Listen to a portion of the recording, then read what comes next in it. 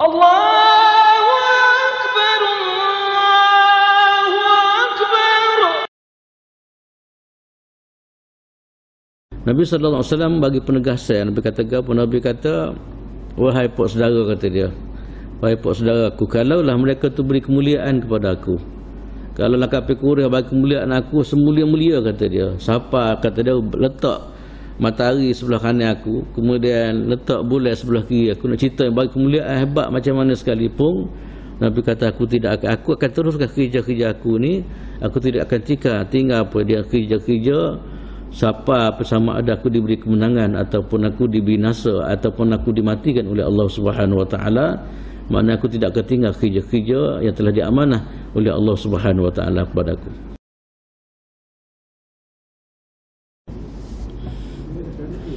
Bismillahirrahmanirrahim. Assalamualaikum warahmatullahi wabarakatuh. Alhamdulillahirabbil alamin. Wassalatu wassalamu ala Rasulillah sallallahu alaihi wasallam wa ala alihi wa sahbihi wa man ihtada bihadihi wastanna bisunnati ila yaumiddin. Alaika tawakkalna wa ilaika anabna wa ilaikal masir. Amma ba'd. Alhamdulillah, muslimin dan muslimat yang dirahmati Allah Subhanahu wa taala sekalian, sama-sama kita bersyukur pada Allah Subhanahu wa taala pada pagi ini kita dapat sama-sama solat subuh berjemaah di masjid. Solat yang cukup besar nilai di sisi Allah Subhanahu wa taala. Solat sehingga orang kafir berasa, maknanya kita pernah dengar cerita di kalangan pemimpin Yahudi ataupun Israel pernah bersebut, kata dia, kalaulah orang Islam ni semaya subuh tak sama dengan semaya Jumaat dari segi kehadiran, bagi dia tak ada gapo lagi lah. Itulah tuan semua nak cerita, hatta inilah yang dirasai oleh orang kafir sendiri pun nak ceritanya solat subuh adalah solat yang benar-benar membina kekuatan kepada kita.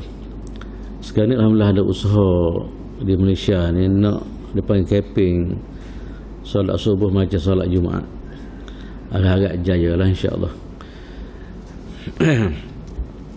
Muslimin dan muslimat sekalian, insya-Allah untuk pagi ini saya nak bawa tajuk berkaitan dengan bagaimana usaha Nabi sallallahu alaihi wasallam saat akhir untuk selamat Abu Talib, pak saudara dia, daripada kekufuran. Ini sebahagian daripada rahmat ataupun usaha yang gigih Nabi sallallahu alaihi wasallam untuk selamat manusia, apatah lagi orang yang berjasa kepada dia, Abu Talib, daripada kekufuran kepada iman kepada Allah Subhanahu wa taala.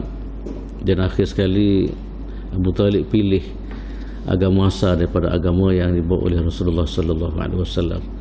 Insya-Allah kita akan tengok cara detail bagaimana episod terakhir, bagaimana Nabi sallallahu alaihi wasallam cuba selamat pak saudara dia daripada kekufuran.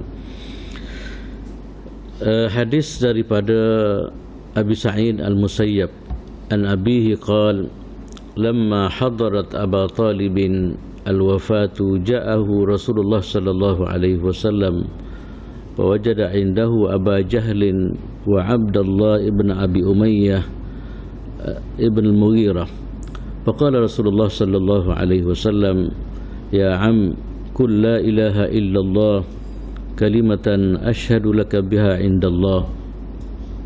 وقال أبو جهل وعبد الله ابن أبي أمية يا أبا طالب أترغب عن ملة عبد المطلب. فلم يزل رسول الله صلى الله عليه وسلم يعرضها ويعيد له تلك المقالة حتى قال أبو طالب آخر ما كلمهم هو على ملة عبد المطلب وأبى أن يقول لا إله إلا الله.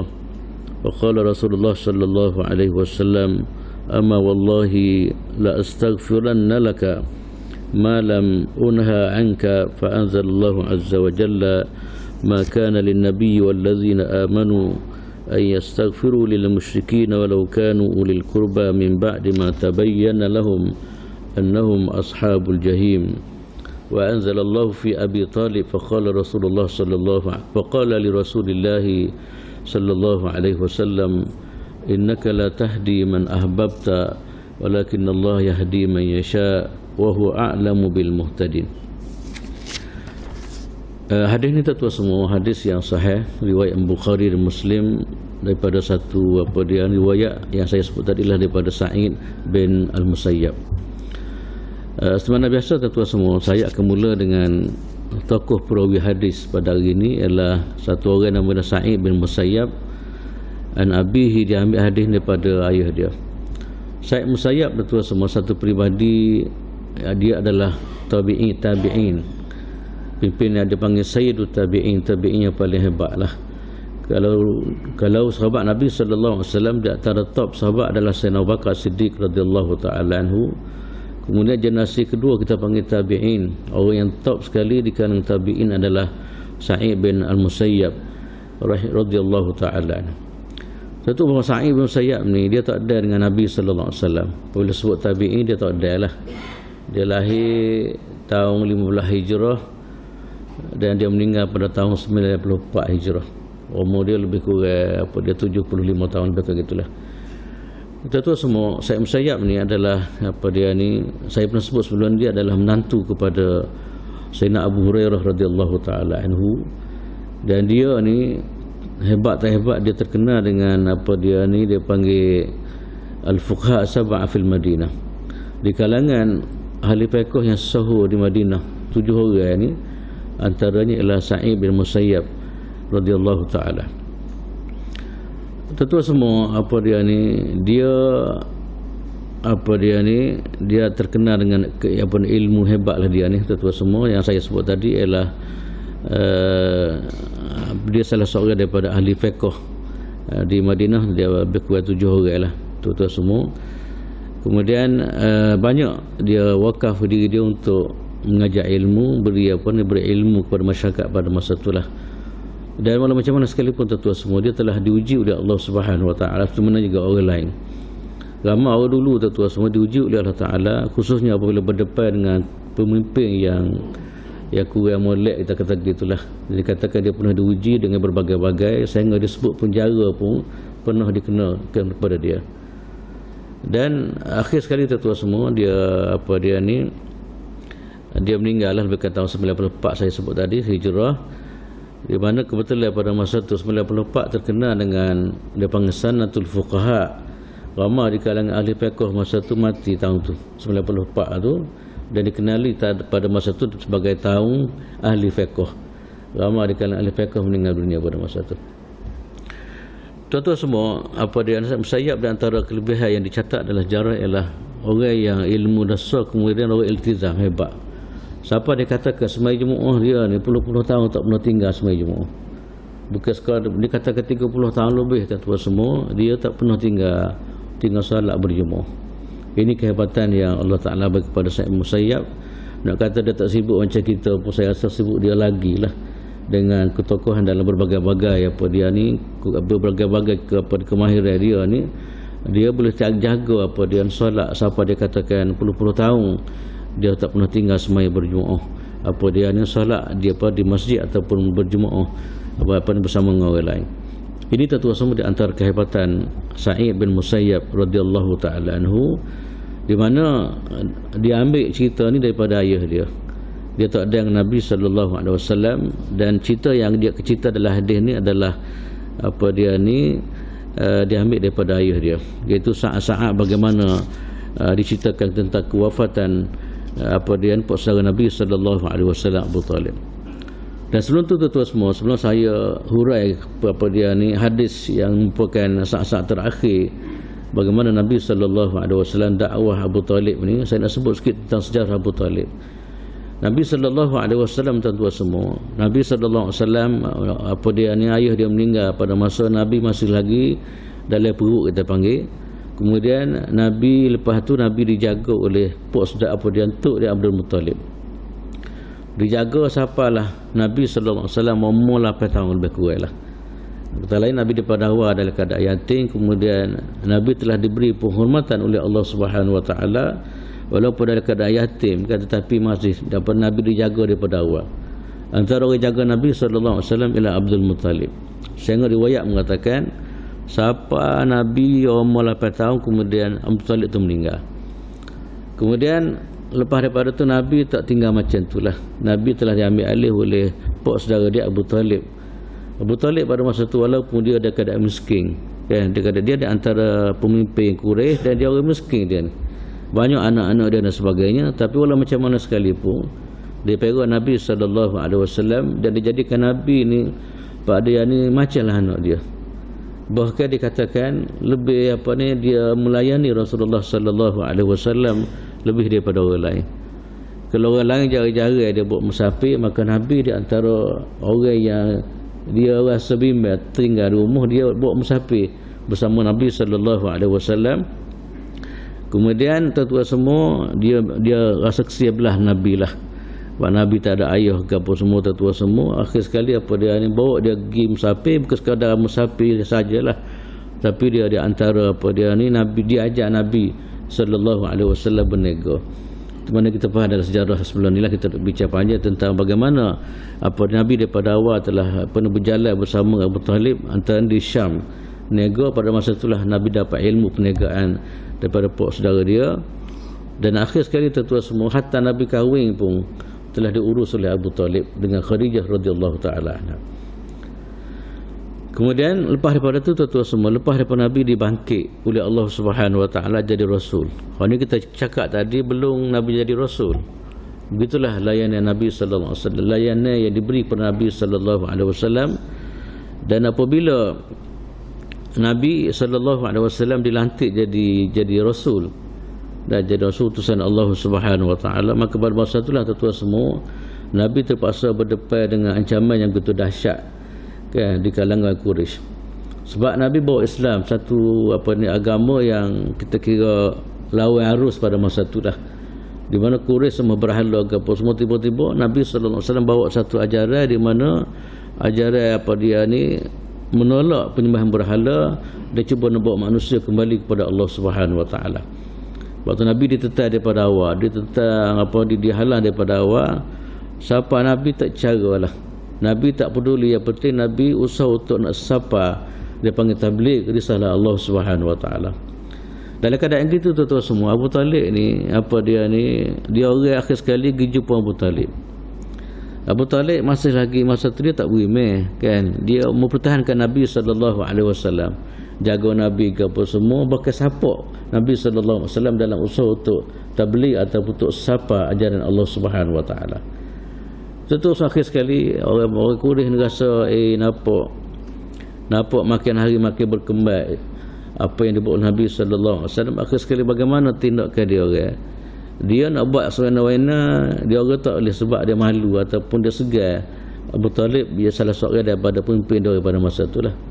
Akhir sekali tuan-tuan semua nak cerita dia, akhir sekali Quraisy ni pergi jumpa dengan Abu Talib. Kemudian minta supaya Abu Talib ni sekat halal Nabi, jangan biarkan Nabi sebar Islam. Ya, sebab pada masa tu dia orang bimbang takut tergugaknya penyembahan berhala dengan sebab kehadiran Nabi sallallahu alaihi wasallam. Kemudian pergi jumpa dengan Abu Talib. Abu Talib pun tuan-tuan semua akhir sekali pergi jumpa Nabi lah. Kemudian cerita kepada Nabi sallallahu alaihi wasallam bagaimana hasrat kafir Quraisy supaya minta Nabi jangan usaha untuk nak sapa Islam kepada masyarakat.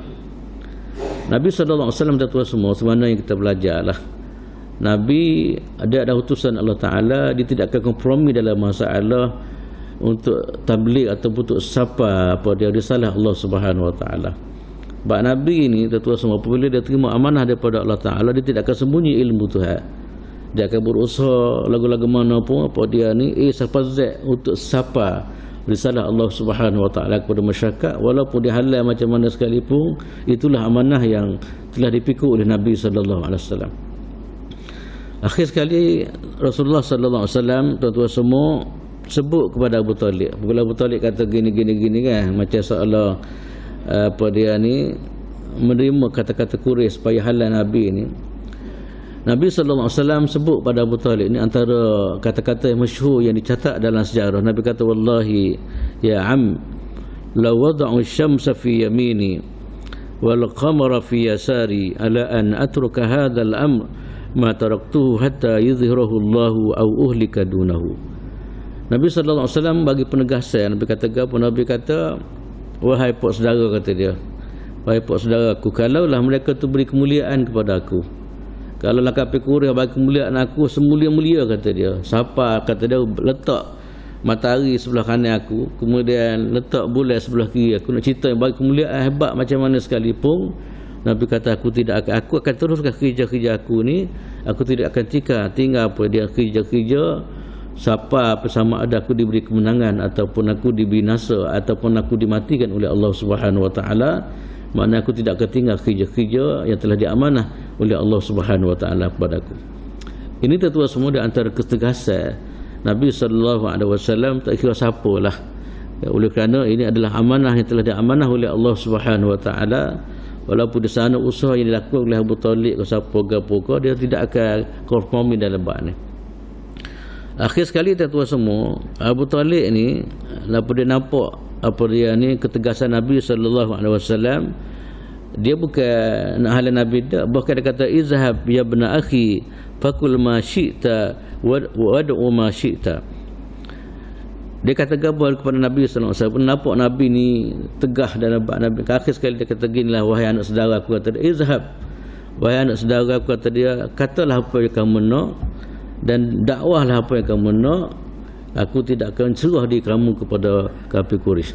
Dia kata lain maknanya Nabi akan dipertahankan oleh Abu Talib. Walaupun pada masa tu tuan-tuan semua Abu Talib dalam keadaan kafir, tapi begitulah saya dianya apa dia ni hargainya dia kepada Rasulullah sallallahu alaihi wasallam. Walau macam mana sekalipun lagu mana berkata dia akan pertahankan apa Rasulullah sallallahu alaihi wasallam. Siapa pikak tuan-tuan semua, Nabi di pulau.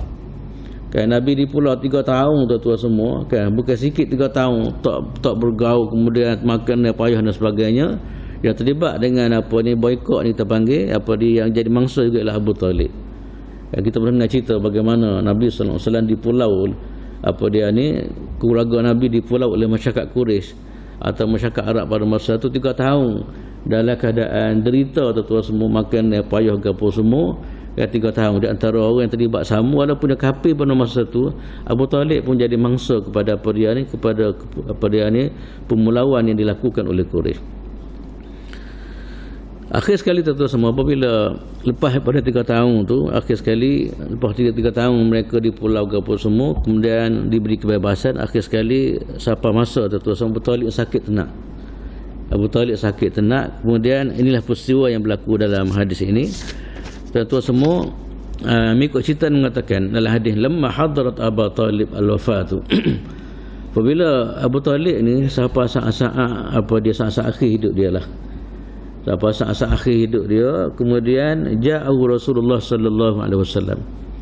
Nabi tuan-tuan semua tengok apabila dengar cerita, kemudian perkhabaran bahawa pak saudara dia ni apa dia ni kira tenaklah macam gitulah. Dan tapi tenak pun boleh kecek lagi lah. Nabi sallallahu alaihi wasallam usaha pergi jumpa bagaimana untuk selamat Abu Talib daripada iman, daripada kekufuran kepada iman kepada Allah Subhanahu wa taala. Sebab tuan-tuan semua, iman ini adalah senjata besar lah untuk selamat manusia daripada api neraka Allah Subhanahu wa taala. Sebab tu Nabi usaha bukan sekali dua lah. Kalau boleh saat akhir pun apa dia ni nak selamat apa dia nak manusia daripada kekufuran kepada iman kepada Allah Subhanahu wa taala. Beriman adalah sebagai penyelamat. Di mana yang saya pernah sebut cerita sebelum ni, bagaimana Nabi sallallahu alaihi wasallam rahmat dianya, cakna Nabi ataupun kesungguhan Nabi sallallahu alaihi wasallam untuk selamat satu orang budak Yahudi yang kita pernah dengar cerita sebelum ni. Nabi minta dia supaya mengucap ya. Apabila dia mengucap, Nabi kata dia mati dalam masa itu, kemudian Nabi kata alhamdulillahillazi anqadhahu minan nar. Segala puji bagi Allah Taala yang telah selamat dia daripada api neraka Allah Subhanahu wa taala. Itulah tuan-tuan semua nak ceritanya, siapa gitulah. Kita pun dalam hidup dunia ni, kita usaha situ sebenarnya. Kita nak selamat manusia, bukan nak menjahannamkan manusia. Orang lain tak boleh balas sikit, nak aku selalu. Kan? Kita cuba macam mana mikir bagaimana Rasulullah sallallahu alaihi wasallam nak selamat manusia daripada neraka Allah Subhanahu wa taala. Memang jauhlah kita tuan-tuan semua, balas sikit ya. Nampak orang tak asal sikit dah mula dah doa anak lah apa semua kan. Tak pernah dalam kepala dia bagaimana untuk selamat manusia daripada azab Allah Subhanahu wa taala. Ini tuan-tuan semua kita cuba kembali akhlak ni kan seperti mana apa yang dibawa oleh Rasulullah sallallahu alaihi wasallam. Memanglah kalau ikut perasaan kita boleh kalau boleh kita seorang masuk syurga boleh jadi kalau gambaran dah. Kan ni kadang-kadang masyarakat kita sama-sama Islam bukan ada agama lagi. Kan kita boleh tengok dalam Facebook apa lah ni. Yang tak ada sikit perasaan kesembelah. Kalau dia salah kita cuba nak bimbing dia.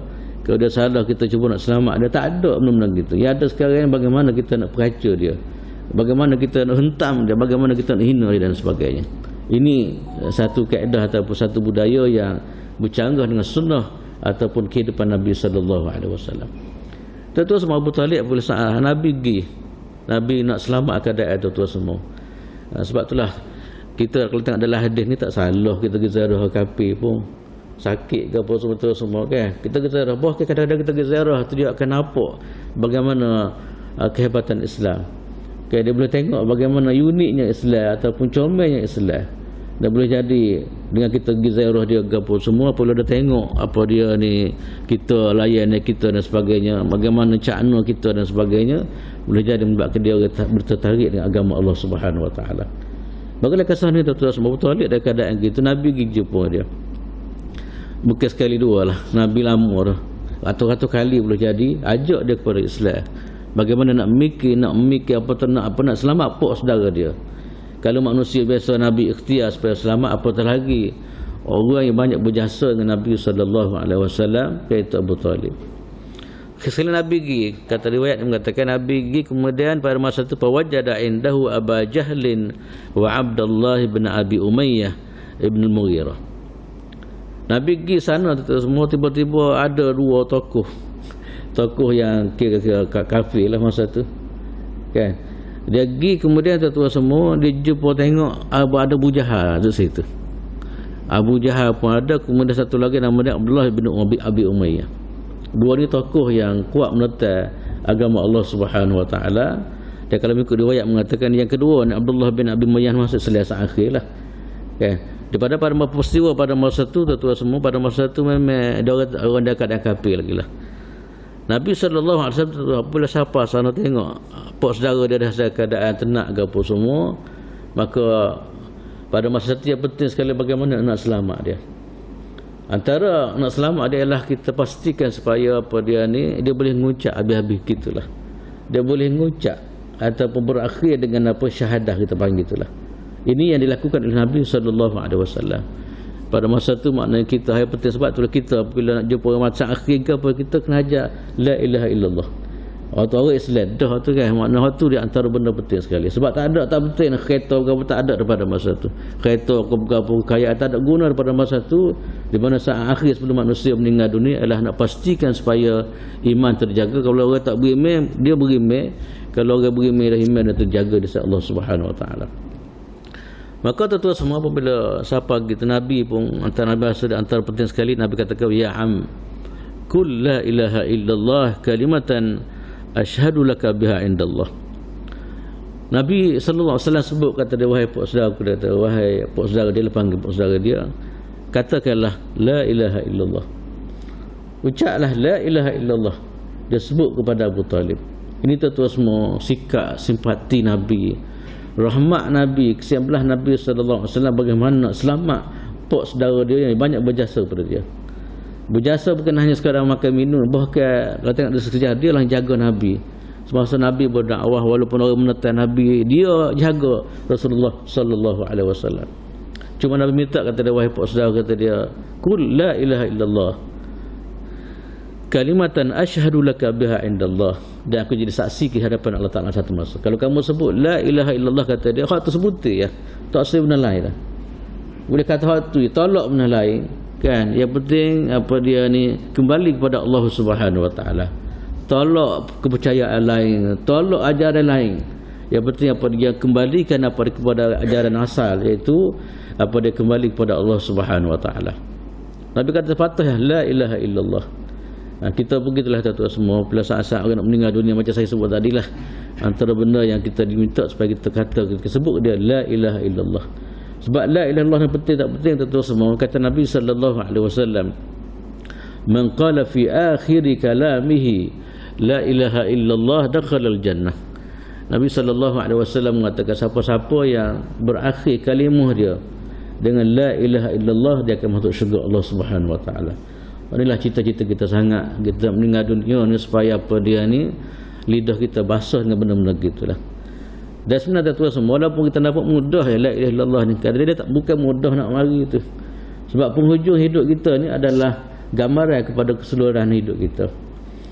Kalau kita hidup dalam suasana lain, maka bukan mudah untuk mengatakan la ilaha illallah. Walaupun Allah kata mudah, kita katakan mudah ya, pendek kan, tapi sebenarnya bukan mudah bagi orang yang mengakhiri kehidupan dia. Sebab apa dia ni, pengakhiran manusia ni adalah gambaran bagaimana kehidupan dia sepanjang masa yang diberi oleh Allah Subhanahu wa taala. Lepas tu cuba tengok sahabat-sahabat radhiyallahu taala, dia mati dekat daging ni berlaku. Sebab apa? Hidup dia daripada dakwah tuan semua. Doakah hidup dia untuk agama Allah Subhanahu wa taala. Nabi kata la ilaha illallah kalimatan asyhadu laka biha indallah. Sebutlah wahai puak saudara la ilaha illallah, dan aku jadi saksi di hadapan Allah Subhanahu wa taala. Ini tuan semua di antara ungkapan yang disebut oleh Nabi sallallahu alaihi wasallam. Faqala Abu Jahal wa Abdullah bin Abi Umayyah. Kebetulan pada masa tu tuan semua ada dua tokoh takdilah. Dia bunyi Nabi dah ajak tu, dia pun lawan juga. Abu Jahal katakan, Abu Jahal kata, ya Aba Talib, targhabu an millati Abdul Muttalib. Dia kata, wahai Abu Talib, kata dia, mutaksi kekal ke dalam keadaan agama Abdul Muttalib, agama sebab berhala dah. Sanggup kamu nak tinggal, kata dia. Tengok masing-masing dakwah ni. Nabi dakwah kepada kebenaran. Kau tu kau dakwah supaya kekal ke dalam budaya sembah berhala. Mati dalam keadaan sembah berhala lah. Kan? Nabi dakwah gitu, kemudian Abu Talib, apa dia dua orang tadi, Abu Jahal dengan Abdullah tadi ibn Abi Umayyah, kata dia atarghabu an millati Abdul Muttalib. Wahai Abu Talib, kata dia, Abu Talib, mu tak sanggup kau tinggal agama yang dibawa oleh orang tua kita. Kan? Mu sanggup kau tinggal apa yang dibawa oleh orang tua kita. Ini antara ucapan yang kadang-kadang kita begitu juga lah ni, dia mau sanggup tinggal orang tua buat, ada kata gitu. Cuma kita orang Islam itu bukan masalah orang tua kena ingat molek. Kita masalah kebenaran. Okay. Mana kalau kita kata orang tua memang tak boleh kira orang tua pun tak semestinya betul lah. Kalau mana kan? Kita Islam ajar gini. Ajar bukan masalah orang tua, masalah orang muda, masalah kebenaran. Sebab tu kaedah mengatakan al-haqqu ahaqqu an yuttaba'. Kebenaran itu adalah berhak kita ikut. Kan? Ada kan sungguh-sungguh orang kawan duk gini lah macam orang tua dah kata. Apa tak pergi sembahyang, kawan kekal macam lama. Tak boleh gitu tu semua. Tak. Atau apa-apa tak kiralah gapo-gapo pun. Ada syirik gapo-gapo semua ataupun duk bagih pelik-pelik gapo semua kan. Kawan tak boleh, kawan ikut orang tua lagi mana pun dia kata. Kita isu kita tu bukan masalah orang tua atau masalah taklid, kita panggil mutatuli, tak boleh. Sebab tu orang kafir dulu di antara alasan tu semua yang dia tak setuju Islam, kata dia wajadna aba'ana, kami dapat orang tua kami gitu, kami tak setinggal hak orang tua kami, kata dia. Ini tu semua kita kena ingat dalam perjalanan hidup kita ni. Kita bukan isu orang tua, kita bukan isu orang lama kan, isu kita isu kebenaran. Islam ni tak kira siapa dia lah, walaupun ayah mak kita kalau benda tak betul tak boleh ikut. Kalau ke mana kan, kita tak kebenaran itu adalah apa dia panggil di antara wasai kehidupan kita. Maknanya kita kena tak situ dalam kehidupan kita. Lepas tu katakanlah saya ambil contoh orang tua kita. Orang tua kita tak ada lah apa dekat kita. Allah Ta'ala sebut dalam Quran, wa in jahadaka ala an tusyrika bima laysa laka bi ilmun fala tuti'huma wa sahibhuma fid dunya ma'rufa. Kalau orang tua kita, ayah kita ajak kita kepada perkara yang maksiat, syirik kepada Allah Subhanahu wa taala, Allah Ta'ala kata fala tuti'huma, jangan kamu ikut kedua. Tak boleh. Kan? Gitulah kena ingat molek kan? Sebab saya tengok ada masyarakat kita yang lagu mana pun kita kena ikut orang tua kita. Itu tak boleh dah. Orang Islam dia bukan gitu cara dia memikir. Dia fikir bagaimana untuk menegakkan kebenaran walaupun kadang-kadang terpaksa bertembung dengan apa yang dibuat oleh orang kita sebagai orang lama dan sebagainya. Kan? Sebab tu dah dalam hadis ni tuan-tuan semua, apabila dia orang cuba bawa, maknanya cuba bawa sentimen kita panggil, dia mau sanggup kau nak tinggal orang tua, bukan gitulah. Dia kata betul. Bila Nabi dakwah, Nabi kata sebutlah la ilaha illallah. Dia bimbang tak Abu Talib ni tinggal agama kafir masuk Islam, dia guna benda-benda gitu. Dia sanggup kau tinggal hak orang lama. Hak datuk nenek kita bawa dulu, kata dia. Benda gini tuan-tuan, walaupun kisah lama, budaya ni adalah ni. Benda-benda gini ada. Tapi Islam tak ajar bagi gitu. Falam yadar Rasulullah sallallahu alaihi wasallam ya'ridhuha alaihi. Nabi gitulah. Dia belawai seumur tu. Nabi sebut lagi. Nabi ulang sebut lagi tuan-tuan semua. Supaya dia mengucap. Sebut lagi supaya apa dia mengucap la ilaha illallah. Kau itu begitu juga. Atarghabu an millati Abdul Muttalib. Lawai juga sama-sama dakwah. Akhirnya tuan semua kita hidup kita begitu juga masa saat akhir apa dia dalam riwayat mengatakan syaitan dengan malaikat berbubuk juga saat akhir nak apa dia ni masing-masing nak bawa kita kepada kumpulan dia orang. Kan ni syaitan manusia ni tuan semua ni. Kan asal lagi lah syaitan hak sebenar atau kita kira sepan ni kan. Sebab itulah berlakunya saat akhir pertemuan di antara malaikat dengan apa dia ni syaitan masing-masing nak tarik kita supaya apa dia ni sama ada kebenaran ataupun nak tarik kita kepada kebatilan.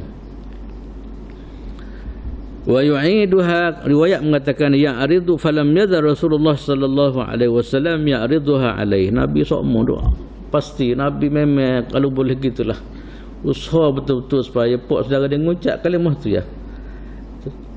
Kawan tu begitu juga. Pok nama tu pun boleh tu juga.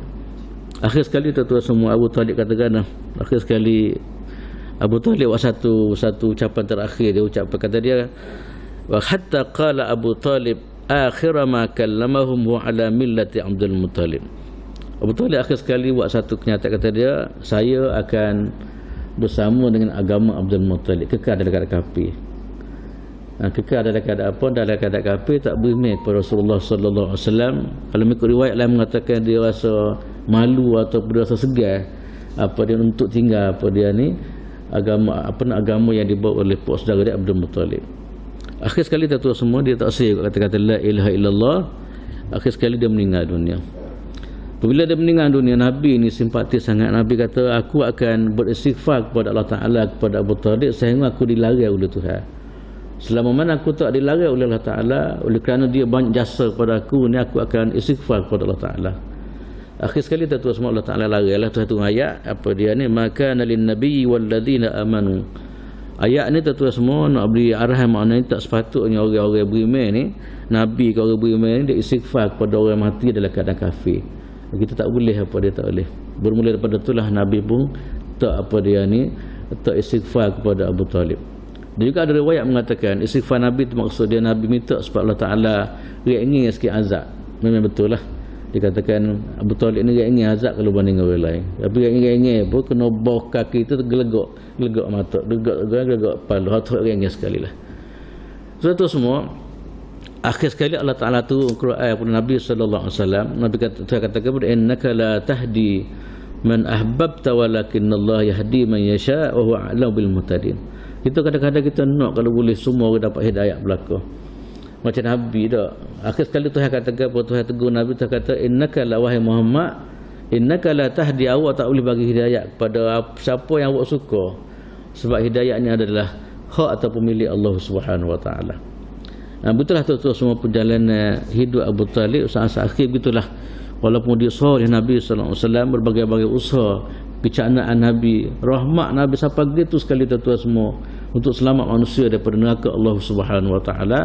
Tapi maknanya itulah yang apa Nabi buat, tapi hidayah sebenar adalah di tangan Allah Subhanahu wa taala.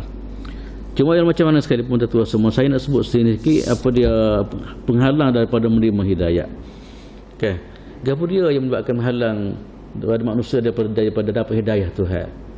Kadang-kadang ada setengah manusia dia dua alasan Tuhan tak bagi hidayah lagi. Dia kata bapa tak pergi masjidnya Tuhan tak bagi hidayah lagi, bapa tak saya masuk Islam Tuhan tak bagi hidayah lagi, dia kata. Okay. Sini tuan-tuan semua ulama mengikut kajian ulama lah. Dia bawa beberapa perkara lah menjadi penghalang manusia daripada mendapat hidayah Allah Subhanahu wa taala. Tuhan tak zalim. Okay. Tuhan kalau kita nak kepada hidayah, okay, betul insya-Allah tak akan bagi. Okay, cuba tengok tuan-tuan semua, tengok dulu yang orang kafir, orang mak saleh kadang-kadang. Oleh kerana dia nak kepada hidayah, Allah Taala bagi hidayah ke dia. Akhir sekali Allah Taala buka hati dia. Cuma di sana tuan-tuan semua kita perhati kepada pembahasan di kalangan ulama. Sebab gapo manusia ni apa dia ni dia terhalang dia daripada menerima hidayah Allah Subhanahu wa taala. Sini saya senarai beberapa perkara lah tuan-tuan semua. Kita doa Allah moga-moga kita selamat di kita. Aku takut mana benda-benda ni jadi tapai sebab kita ni tak terima kebenaran atau hidayah daripada Allah Subhanahu Wa Taala. Yang pertama sekali kejahilan lah. Dia panggil dhaful ma'rifah masalah. Mana kejahilan? Jahil bahasa begitu lah kan. Sebab tu kita dalam Islam ni minta supaya kita ngaji ke apa. Kalau kita ngaji kita bolehlah tak boleh tahu bagaimana laluan untuk dapat hidayah Allah Subhanahu Wa Taala. Kalau tak ngaji gitu, duk cokor gitu lah. Kan rasa Tuhan tak bagi hidayah lagi. Tak tahu cara kan. Apabila kita belajar, kita dengar, kita gapo semua ni tuan semua. Banyak benda pada yang kita akan dibuka kan, bagaimana untuk kita dapat kebenaran ataupun hidayah daripada Allah Subhanahu Wa Taala. Sebab tu Islam dia cakna sangat bab ngaji ni. Kan ngaji dalam Islam ni dia bukan benda sukarela, satu tuntutan. Talabul ilmi faridatun ala kulli muslimin. Mencari agama ni satu mengaji satu daripada tuntutan ataupun kewajipan telah diwajibkan oleh Allah Subhanahu Wa Taala. Terus kalau kita tak ngaji dak zon selesa sama sedap sama gitu. Kalau bagaimana kan? Bahasa betul sama. Walaupun tak sembahyang bahasa betul kadang-kadang. Walaupun orang orang susah payah tutup aurat ke apa semua dia bahasa betul pula tak tutup aurat pun. Tapi bila dia ngaji terus dia boleh tahu hak mana betul, hak mana salah. Sebab itulah tuan-tuan semua di antara punca untuk dapat hidayah Allah Taala ni ialah kita kena tahu ataupun kita kena ngaji lah.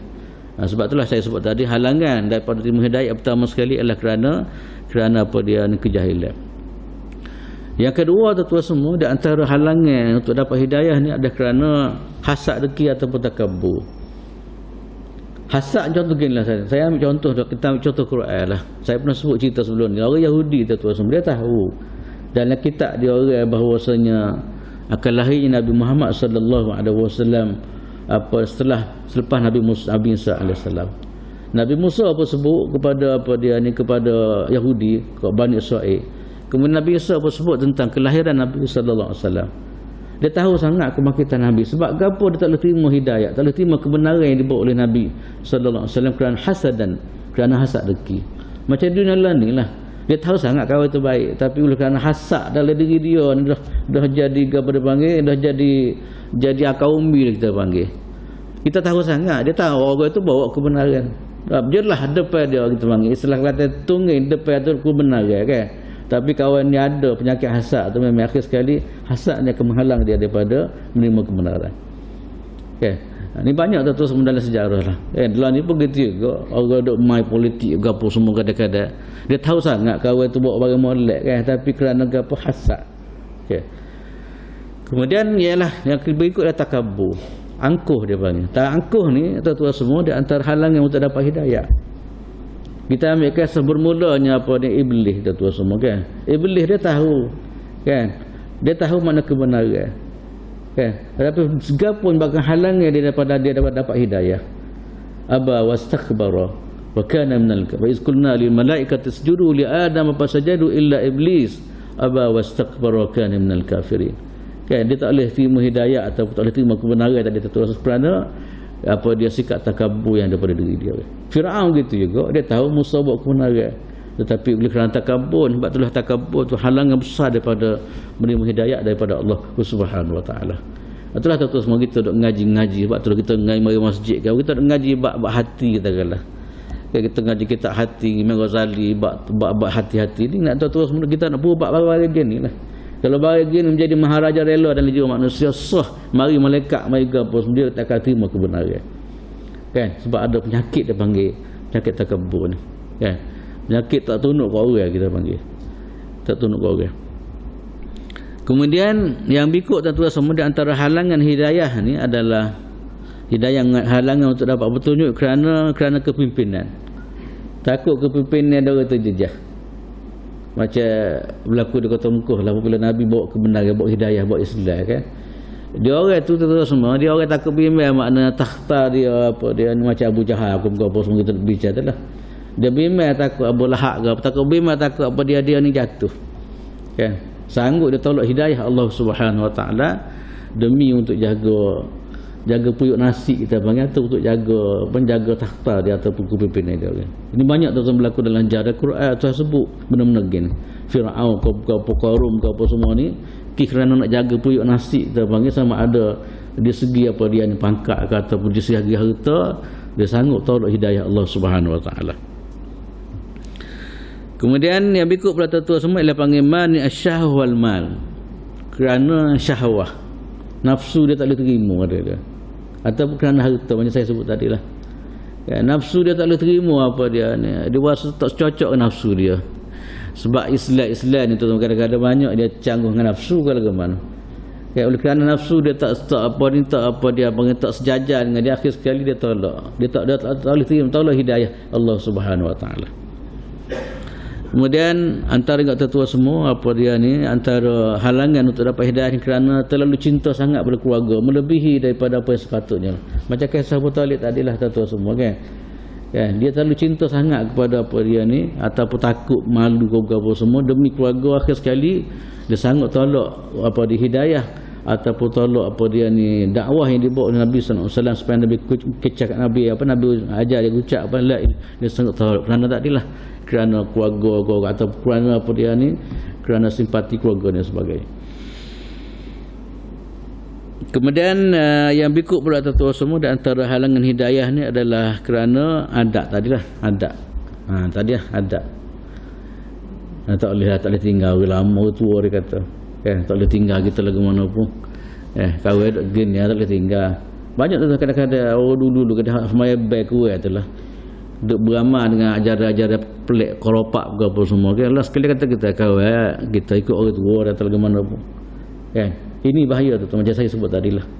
Kita bukan masalah tua, masalah kebenaran. Sebab tu dalam hadis banyak atau kenyataan ulama dan sebagainya, maknanya penting duru ma'al haqqi haitsu ma dara, berpusinglah bersama kebenaran di mana saja dia berpusing. Tak kira lagu mana, walaupun benar tu bercanggah dengan adat ke, bercanggah dengan apa dia ni, dengan kehidupan ke. Kalau benar tu tak betul, kita terpaksa kena berdepan untuk pastikan supaya kita dapat kebenaran ataupun hidayah daripada Allah Subhanahu wa taala.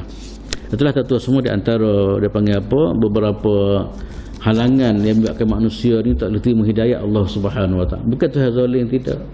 Ya, Tuhan bersedia untuk bagi hidayah, kan? Tuhan bersedia untuk terima hidayah, untuk bagi hidayah kepada manusia, tapi kerana halangan-halangan tadilah ya manusia sendiri zalim. Sebab tu dalam Quran Tuhan sebut la, Allah Taala tidak menzalimi manusia, walakinnahum kanu yazlimun, tapi mereka sendiri telah menzalimi diri mereka sendiri. Tadi terus kita tak bincang halangan-halangan tadi kerana apa dia ni benar-benar daripada manusia menjadi penghalang dia daripada menerima hidayah Allah Subhanahu wa taala. Dan akhir sekali tu semua, gapo dah langkah yang terbaik untuk dapat hidayah ni ialah antaranya kita kena banyak doa lah kepada Allah Taala. Okay, tak adalah ngaji doa, kita belajar gapo semua doa ni antaranya kita dak belajar apa, kita dak baca Quran, baca Fatihah semua, dinas siratal mustaqim kan.